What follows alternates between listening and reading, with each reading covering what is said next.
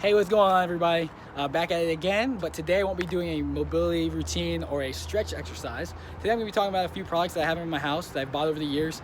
They're really inexpensive that you could use as, for at-home workouts, especially this time that we're home more than often. A couple things that I use. I have mini bands to put around my ankles or knees or even around my forearms. Also a hip circle.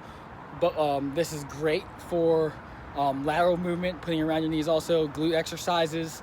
So hip circle, mini bands. A set of mini bands, different resistances are definitely less than 20, maybe 25 or less.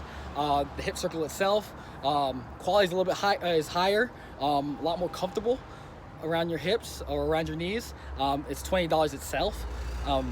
More bands that I like to use. A little bit longer bands. Again, different resistances. The red is a little bit lighter, black is heavier, just for different exercises like pull aparts, shoulder exercises. I could put my foot down on it and do some curls.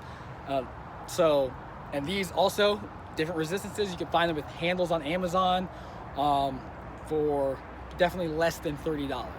And lastly, just for finishing off with some mobility, good old foam roller.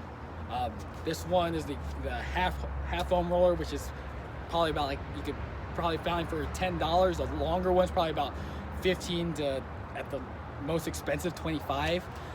Great for self-myofascial release on your hips, on your upper back, and several other exercises. We're definitely putting out a lot of content on YouTube about how to use foam roller. I'm pretty sure Pat has done that.